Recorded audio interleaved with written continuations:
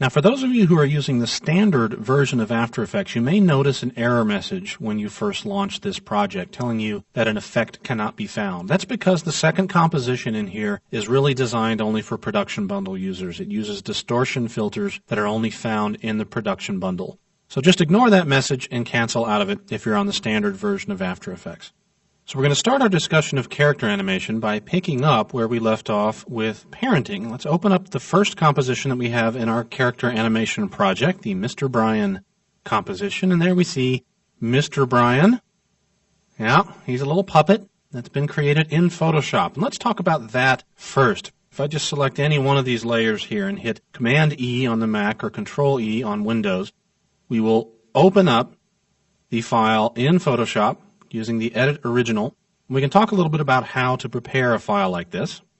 One of the most important things to know in Photoshop when setting up a puppet like this is that we want every single aspect of our character to exist on a separate layer, if possible. So in here we'll see we've got the glasses on a separate layer. The beard is on a separate layer. That's kind of important because when we put our lip sync mouth onto our character, we want the mouth to appear behind the beard but in front of the face. So it's important to have the beard on its own layer. You also might want to do some distortion on a beard or something like that. The eyelids are on their own layer and are currently turned off, but just toggling that off and back on again real quick gives us a quick idea of how easy it is to do this kind of puppet animation. Just by animating transparency, you can create a blink, for example. The pupils on their own layer, you might want to consider doing a separate pupil on each layer, but with the pupils on their own layer, you can simply animate the position of that layer to create, some relatively easy eye moves. And of course, the head is its own layer, torso, the forearms, the hands, the biceps, the calf, the foot, the thigh, etc. Each has its own layer. Now, another important thing is how you overlap those layers. Now, of course, you can develop your own style, and I highly encourage you to do so. But for my money, animations work better when you create a sort of circular overlap between different layers. For example, if I control-click on the Mac, right-click on Windows on any one of these segments up here, let's say on the forearm, I can then select that forearm. Now I'm free to move it about. As I move it, you'll see that the forearm has a sort of semicircular overlap over the upper arm, the bicep portion of the arm. And what that gives us, if I hit Command-T on the Mac, Control-T on Windows, and zoom in on our layer a little bit here, we can kind of simulate what's going to happen in After Effects if I drag the transform anchor point over to approximately the point where I'm going to have the anchor point on this layer in After Effects. And then when we click and drag around, you'll see that by giving us that little bit of round overlap, we actually create a fairly smooth transition zone between these two layers. And you can end up with a nice little bendy style animation. If we didn't do this, if we simply butted two layers together, you'd end up with a kind of a V-shaped gap that looks very, very unnatural. And that may be a style that you like. It may be a style that you go for. But that's not the style I was going for here. So I always tend to create little overlap zones at the joints. That tends to make things look a little bit better, in my opinion. Let's zoom back out again.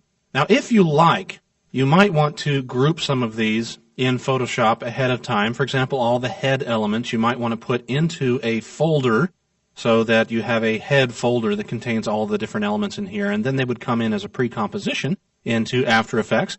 I'm not going to bother with that with this particular animation, although the Einstein one that we'll be looking at in just a second does have groupings like that for various reasons. But at any rate, this is pretty much how we use Photoshop to set up a puppet. Once again, every element that we know we want to animate is on its own layer. Now that we've done that, let's go back into After Effects, and let's talk about how to use parenting to set up this animation. Let's go down to our timeline here. And a lot of this should be fairly obvious. The top layer that we have here doesn't need to be parented to anything because it's just our soundtrack. We'll listen to that in just a second. All of the elements that are going to be attached to the head, we can basically parent to the head. So if I select the glasses, the beard, all of these various lip syncs, the eyelids, the pupils, and hit the space bar so I can scroll down, all of those can be parented to the head. So now that I've selected all of those elements, I just grab a pick whip for any one of those layers and drag it to head, and now all of those layer elements have been set to be parented to the head. And just to neaten things up a little bit, I'm also going to make all of those layers shy and hide the shy elements. And that way we have fewer things to contend with for right now here in our timeline window. The head itself, the left bicep, the right bicep, the left thigh, and the right thigh all need to be parented to the torso. So I'll select all of those, and now all of those elements will be parented to the torso, which is the midsection of the puppet up here. Now the rest of this we kind of have to do one bit at a time. The left forearm needs to be parented to the left bicep. The left hand needs to be parented to the left forearm. The right forearm would be parented to the right bicep, the right hand to the right forearm. The left calf would be parented to the left thigh, the left foot to the left calf, the right calf to the right thigh, the right foot to the right calf. And I think that's everything. So we've done all the parenting work that we need to do. Now we need to set up the anchor points so things are going to animate more or less correctly. Go back up to our comp window.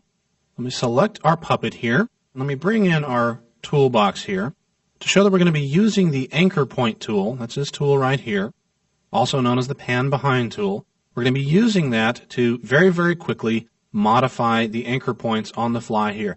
Now this is something you definitely want to do before you start animating. If you set a bunch of keyframes and then go in and start moving things around with the anchor point tool, you may get unexpected results because this tool simultaneously modifies the anchor point and the position of a layer. So be very, very careful when using this tool in the comp window.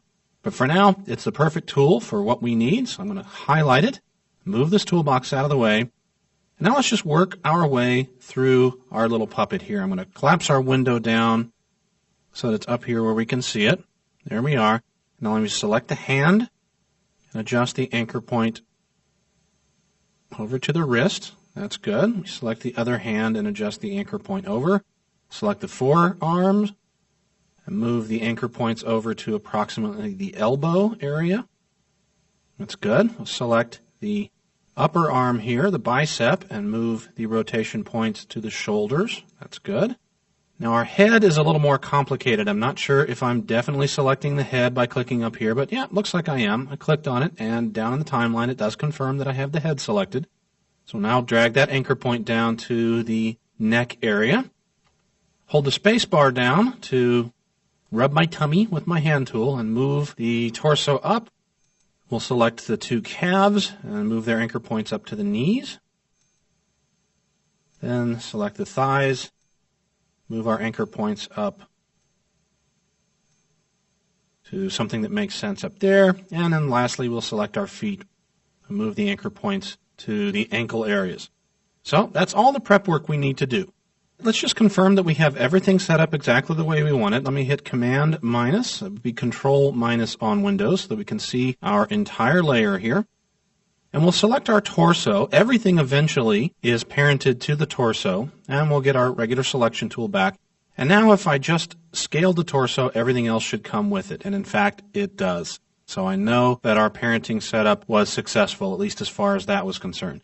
So now basically, to create an animation, all we really have to do is animate the rotation of various elements here, and it should all be hooked together very nicely.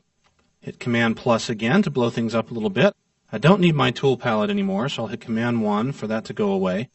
And let's go down into our timeline and select all of the elements that we need to animate. We could certainly animate the arms and the legs, anything that we wanted to, but we're just going to concentrate on the arms right now. The legs, you can play with them if you like, but for now, just to demonstrate the concepts, we're going to concentrate on the arms and maybe a little tilt of the head. We do have an audio clip in here to sync to, so let's preview that really quickly. Hey there, boys and girls. Can you say pre-composing? So basically at the beginning, Mr. Bryan says, hey there, boys and girls, and then somewhere down the timeline here, he asks a question. So maybe we'll start with a little wave of the right hand. That's his right hand, be our left hand from our point of view. I think, in fact, these are actually set up as left instead of right. Just to avoid any confusion, I tend to name limbs based on the comp view, not on the character's point of view. So even though this is the right hand of the character, it's currently listed in the timeline as the left arm of the character. But our first thing is we're going to have a little bit of a wave, and then maybe both hands will come up in a sort of questioning pose, and we'll tilt the head to the right. So let's start out by setting rotational keyframes for the various elements that we know we're going to want to animate. That would be all of the arms, the left hand, the left bicep, the right arm, the right hand, right bicep, and probably the head. So select all those layers and hold down the Option key on the Mac, Alt key on Windows, and type the letter R. And that gives us a rotational keyframe for all of those properties. Now let's set our start position for all of those elements. I'm going to deselect everything on screen by just clicking off. I'm going to type the W key to get our rotation tool, and I'm going to animate the character's left arm, or composition's right arm, down to a sort of neutral position here. Easy to accidentally grab the wrong thing. And the left arm will start down here as well. And now let's move a little ways into our scene, saying, "Hey there, boys and girls," and we'll swing this arm up, this part up, the wrist over a little bit, move a little further, animate the wrist back, a little further on, animate the wrist up, go to about 1.5 seconds, bring this arm down to our sort of semi-questioning pose. Now before we go to that move, let's check in our timeline down here and see where our keyframes are going. We've got rotation values for all of these.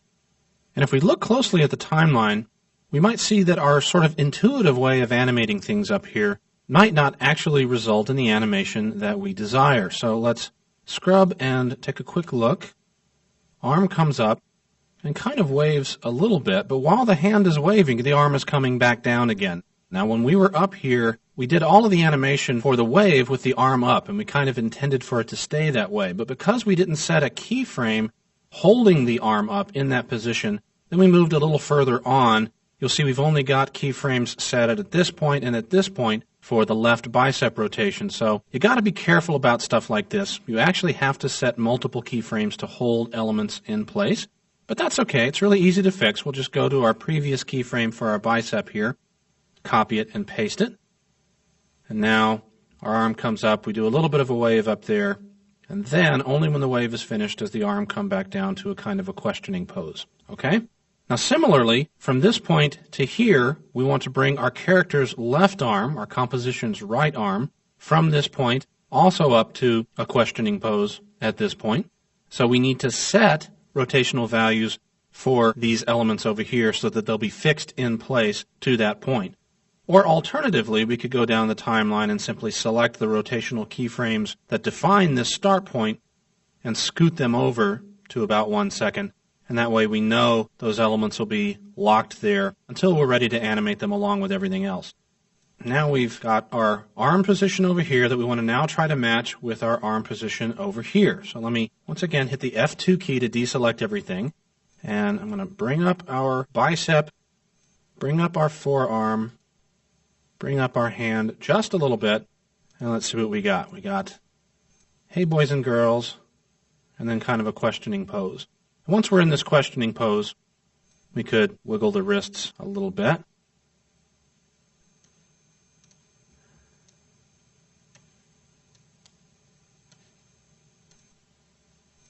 And as you can see, without too much fuss, it's not hard to create really fun, fairly simple animations.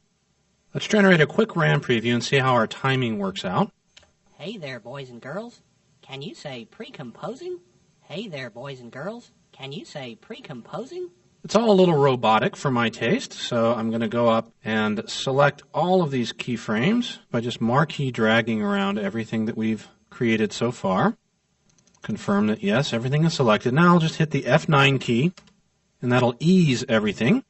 So if we do a RAM preview again, you'll see our motion looks a little smoother. Let's generate a preview. Hey there, boys and girls. Can you say pre-composing? Hey there, boys and girls. Can you say pre-composing? And of course, you could tweak this as much as you like, but you kind of get the idea. It's really very, very simple. Once you get the hierarchy set up for an animation like this, you pretty much just need to set rotational keyframes and an occasional scale keyframe, and the rest kind of takes care of itself. It's up to you to decide whether or not you like this real smooth animation, or if you'd rather go in and actually animate each and every frame by yourself, depending on whether or not you want to get this computerized interpolation or whether or not you want to get something that looks a little more hand animated. because you could go in and actually force each and every one of these keyframes on your own, and you'll end up with a little bit more traditional animated look. But that's just another approach. Let's tilt the head just a little bit at the end of the animation here. So I'll drag our rotation keyframe that we started with here at the end, and then the last thing that'll happen here is that the head will tilt its way to the right a little bit. Let's do one last RAM preview, and then we can talk a little bit about lip sync. Hey there, boys and girls. Can you say pre-composing? Hey there, boys and girls. Can you say pre-composing? Once again, I'll just select those tilting keyframes and ease those, and I'll say we're about done with the main animation of our body. Hey there, boys and girls. Can you say pre-composing? Hey there, boys and girls. Can you say pre-composing? Now let's talk about some various techniques for lip sync, because obviously we don't have any lip sync going on here. If I come down left and unshy the layers that we hid a little bit earlier, I'm going to unshy these 3 layers that you see right here: lip sync masks, auto mouth, and lip sync stills. I can pretty much shy almost everything else that we've got here because I really don't need to be concentrating on those anymore. Select the last of these layers, make them shy. Now you'll see we're only concentrating on the lip sync layers that we have here, which is fine. As you've noticed, we have an audio track here, but I also have 3 compositions in here, and each of these compositions represents a different type of lip sync. So holding down the Option key on Mac or Alt on Windows, I'm going to double click on each of these and open them up, and we'll talk about different ways of tackling lip sync for character animations inside After Effects. So let's start with the lip sync masks approach. This is one of my oldest, most favorite approaches inside AE. So hold down the Option key on the Mac, the Alt key on Windows, and double click on the lip sync masks composition, and let's take a look at exactly what's going on here. Now the window up here wants to open at the same zoom level as the Mr. Bryan window was set, so we're going to actually scale that a little bit. And you'll see that we have basically a smile here on screen. That's good, we got a smile. But let's talk about exactly how this was put together. If you look down here in the timeline, you'll see we have 3 layers: teeth, tongue, and the bottommost layer is the mouth layer. The mouth layer is an animated mask. The teeth and the tongue are simply oval shapes. The teeth are white and the tongue is kind of a red. Both of these have been set to preserve underlying transparency so that they'll only appear inside the mouth shape that we animated to create this lip sync type animation. And the other layer that you see in here is, of course, our audio track that we're lip syncing to. If we take a look over on the right, you'll see a whole bunch of keyframes. A bunch of dense keyframes on the left, and a bunch of evenly spaced keyframes on the right. And these evenly spaced keyframes seem to be outside of the working area of this composition. Well, they are. These are just utility keyframes over here. And let's start with those. One of the most important aspects of setting up lip sync in After Effects is actually creating a library of mouth positions. And if we zoom in on our composition up here and bring the smile down where we can see it, if we move from keyframe to keyframe by using the K and the J keys, you'll see that each one of these keyframes here in the window represents a different mouth position. Let me position that a little bit differently there. Here we go. So a whole bunch of different shapes have all been saved with each and every one of these keyframes, all right? And if I zoom in on the timeline a little bit more by hitting the plus key, actually let me go back to our first keyframe here, hit the plus key at the top of the keyboard, we'll zoom in our timeline, you'll see that we actually have markers on our bottommost layer, on the mask layer for the mouth shape, and little phonemes written next to each marker. So, this is the mouth shape that I created for the sound This is the mouth shape for the sound ah. This is the mouth shape for the sound oo, etc. So, I've created separate mouth shapes for each of these phonemes. I, L, F, B. Now, and B basically don't look like much, do they? They're basically closed. But is kind of a wide closed, and B is kind of a narrow closed. It doesn't look like anything at the time of the closing, but when you're animating to and from that shape, it actually does make a difference. N has the tongue up against the bottom of the teeth.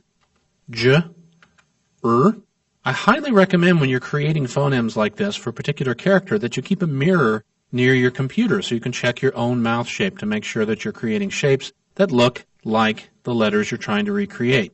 Now, once you've created all of these phonemes, once you've created all of these various shapes for your particular animation, you need to go through your audio track. And if we zoom back in the timeline now and zoom in even further on our timeline, you'll see that the audio track down here also has a whole bunch of markers, and these markers coincide with the sound waves that we're listening to. Let me select our bottommost layer. I'll just type 4, and you'll see that our layer is now selected.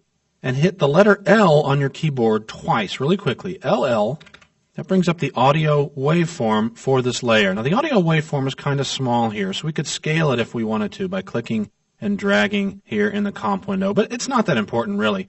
It can give you a visual cue, but the more important thing is to actually scrub through the timeline with the Command key held down. And when you do that, you can actually identify the sounds that you need to set keyframes for. Let me do that right now. I've got the Command key held down. That would be Control on Windows, and I'm going to click in the time ruler up here and listen. Hey there, hey there, hey there, hey there, hey there, hey there. Hey there, hey there, hey there, hey there. Hey there, hey there, hey there, hey there. Hey there, hey there, hey there. So what you're trying to do is locate the start point for each of these individual sounds. Let me delete this marker real quick. When you do, when you know that you have an H that you need at the beginning here, just tap the asterisk key to add a marker. Then you could double click to name the marker. Or, and this is an alternative, let me delete this again, hold down the Option key on the Mac, Alt key on Windows when you tap the asterisk key, and by default it brings up the Name the Marker window where you go ahead and type in your comment, click OK, and now you've identified a sound on the timeline. Basically working your way through the soundtrack that you want. We've got E, th, boys and girls, etc., until you eventually create a marker for every sound that you need. So once you've created the markers for the sounds that you need, and you've created the various phonemes that go with those markers, all that you have to do to create the lip sync, and this actually goes really quickly once you've done that work, all that you have to do is copy and paste the values for the various phonemes on top of the markers that you've created on the left-hand side of the screen. It sounds really tedious, but I promise it goes fairly quickly, and the results look pretty great. I've actually even got motion blur turned on for these masks, so they'll render fairly quickly. Hey there, boys and girls. Can you say pre-composing? Hey there, boys and girls. Can you say pre-composing? We'll close down this composition, go back into our Mr. Brian composition, and turn on our lip sync masks, which have already been parented to the head, right? And they've also been scaled down a little bit. And as we scroll here, you'll see, even when the head moves, the lip sync is sticking to the head, which is great. We'll generate a RAM preview and see what that looks like. Hey there, boys and girls. Can you say pre-composing? Hey there, boys and girls. Can you say pre-composing? Hey there. Now, if you don't like this style of lip sync, if you would prefer a more traditional style of lip sync where you draw by hand the various mouth positions, well, that's pretty easy to do in After Effects as well. Let's take a look at the lip sync's stills composition that we have here in the same project. If I close down this layer and turn on the lip sync stills layer, we'll jump back to Home and Alt double-click on Windows, Option double-click on the Mac to open up this composition. You'll see that instead of morphing mask shapes, we have a bunch of stills. If you look at the layer icon, you'll see it's a stack of stills. And if we open up our animation source and double-click on the lip sync stills layer, we can see exactly what the source looks like. It's on a black background, which we can't see very well, so I'm going to hold down the Option key on the Mac, Alt key on Windows, and click on this area down here to see things against a transparent background. As we scrub through, you see that every single frame is a different mouth position. Each of these mouth positions is a still painted in Photoshop designed to represent a different sound, a different phoneme. Once we've created this library of different Photoshop elements, we import this as a sequence, bring that sequence into a composition, and then basically follow the same steps that we used for masks that I had created for the other file, which already had all of the markers identifying the important parts of the speech, and I imported it in here. So You'd have to do that work again for another clip. But instead of setting mask keyframes, if I zoom in on my timeline, we can take a look at the markers that I've set up that actually represent different phoneme keyframes, one set for each sound. What are these keyframes? These are time remapping keyframes. So by setting a time remapping keyframe for each and every one of these sounds and setting a marker that labels what that sound is supposed to be based on the names of the original phoneme layers that were created in Photoshop, I now have a library of time remapping keyframes that I can copy and paste onto the important sounds that occur here according to the map I make of my soundtrack. So just as we did before with the animated masks, we can create a nice, cool animated lip sync just by copying and pasting time remapping keyframes. Now, one important thing about this is that you want to make sure that your time remapping keyframes are all hold keyframes, so that you actually hold on the different mouth shapes, because otherwise the time remapping would be interpolating from position to position and you'd end up with a real mess on screen. You don't want that. So use hold keyframes, use time remapping on a sequence, and you can do replacement style animations that look pretty good. Let's generate a quick preview and see what this looks like. Hey there, boys and girls. Can you say pre-composing? Hey there, boys and girls. Can you say pre-composing? And if I return back into my MrBrian.psd layer and take a look at our animation now. Hey there, boys and girls.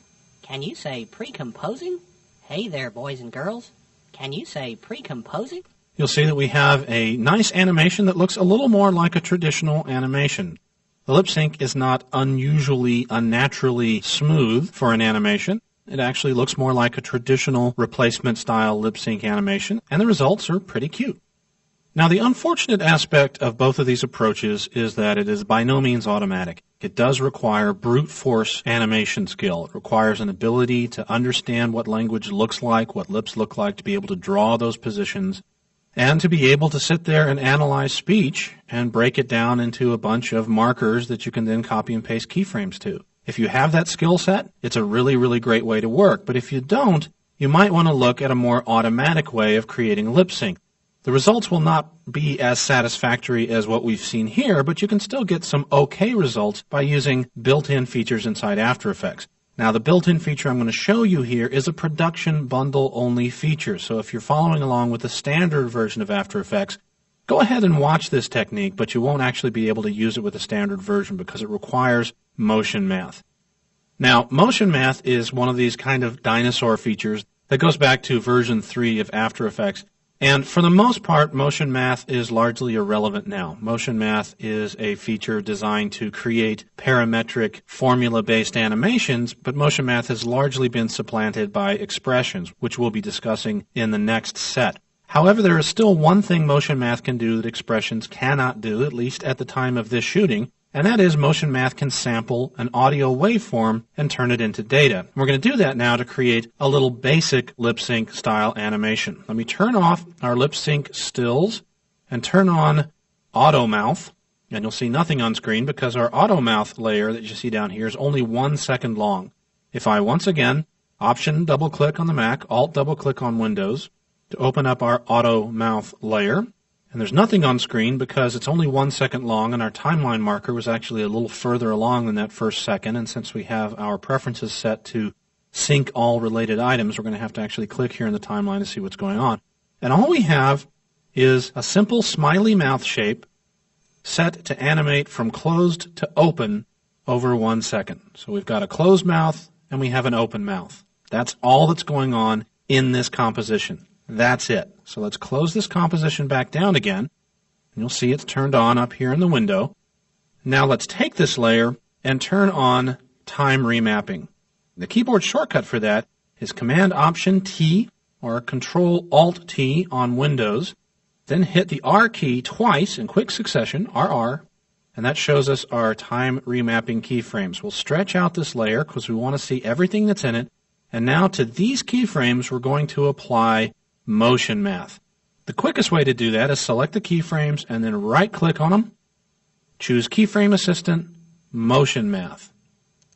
And this scary window comes up And this is what most people see for the first time and then close this window down and never look at it again because it's filled with things like code and scary stuff and all these pop-ups to adjust, etc. Again, it's not really important that you understand most of what's going on here because really, frankly, most of it has been replaced by expressions, and we'll get into those in great detail in the next set. But for now, all I want you to do is click on the Load button because we're going to load up a motion math script that's going to help us out. Click Load, and now you need to navigate to your After Effects folder. You need to know where your After Effects folder is. I know ours is in our Applications, Adobe After Effects 5.5, and inside that there is a folder called Motion Math Scripts. We could either use the Layer Audio or the Comp Audio Motion Math script. I'm going to choose the Comp Audio because for our purposes here it's a little bit simpler, and click Open. Now what this is going to do basically is it's going to sample the audio levels that are in the composition. The only audio in this composition is me speaking, so it's going to sample those levels, and it's going to map those levels to our time remapping values. We do have to finagle these values a little bit here. If you read the actual script here in the window, let me move it down a bit so you can see it maybe a little bit better. It tells us what to do. This program sets the value of the first set of pop-ups to the audio level of the comp, scaled to lie within the range of minimum and maximum. Here's maximum, here's minimum. I've already experimented a little bit. You usually will have to experiment to find out exactly what the magical numbers are, but I know if I set a maximum value of about 10 and a minimum value of 0, that we're going to get results that we like. And the last important thing is that we need to pay close attention to the values above and see that the layer to copy the audio amplitude into and the property to vary pop-ups need to be set. We definitely want to set it into auto mouth, which is what we actually selected, but the property we want to modify is our time remapping property. We select that, we click Apply. Now you'll notice down on the timeline that a zillion little keyframes have been plunked down by Motion Math.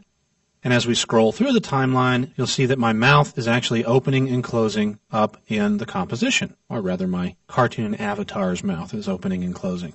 Once again, this isn't terribly sophisticated, but by using levels of audio to manipulate the time remapping keyframes on this layer, we've now created really a sort of a passable lip sync. If I RAM preview this really quickly. Hey there, boys and girls.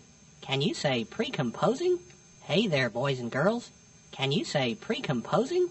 You'll see that we don't get results where you could actually read the lips of the character or anything like that, but the animation is absolutely synchronized to the audio levels that we're hearing, and the results actually look pretty good in a sort of a Dennis the Menace kind of way. Hey there, boys and girls. Can you say pre-composing? Hey there, boys and girls. Can you say pre-composing? So those are a few different ways of tackling cartoon-style lip sync inside of After Effects. But what if you actually need to animate something that looks a little more realistic, a kind of a Forrest Gump type approach? Well, let's close down this particular composition and open up the Einstein composition. This is the composition that might have given you trouble earlier when we opened up the comp for the first time. If you're on the standard version of After Effects, you're not going to be able to follow along with this lesson because it requires a production bundle plugin. But if we open up the Einstein composition, you'll see we have a different style of puppet in here. Now, this is a digital photograph that I took of Albert Einstein.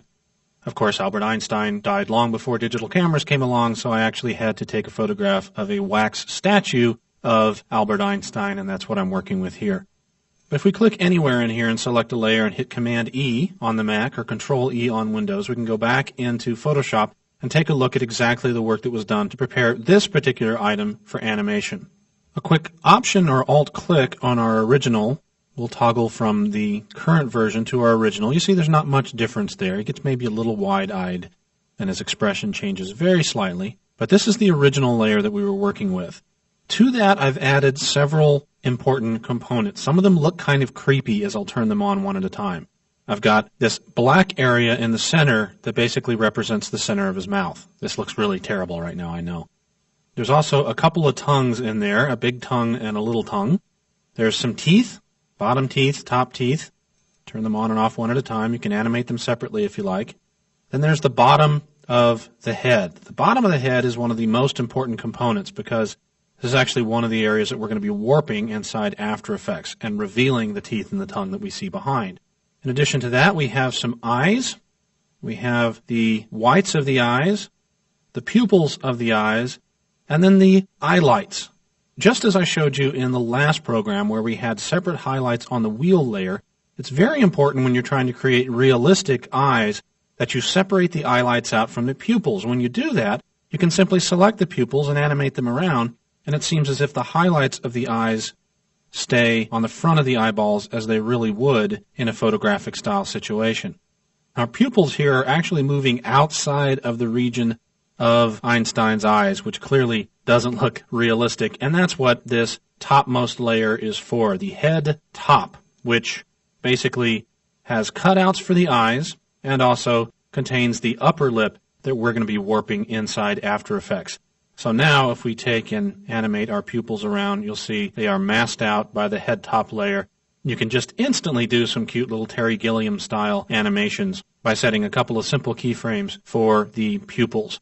But we're going to do a little bit more than that. We're going to take advantage of some production bundle distortion filters, which I've already pre-set up to show you a quick technique for creating a more interesting style animation. Now the filters that I'm going to be talking about here, I'm not going to show you exactly how to use them. Steve will be showing you how to use them a little bit later in the effects section. For now, I just wanted to present this technique as an alternative way to create character animation inside After Effects.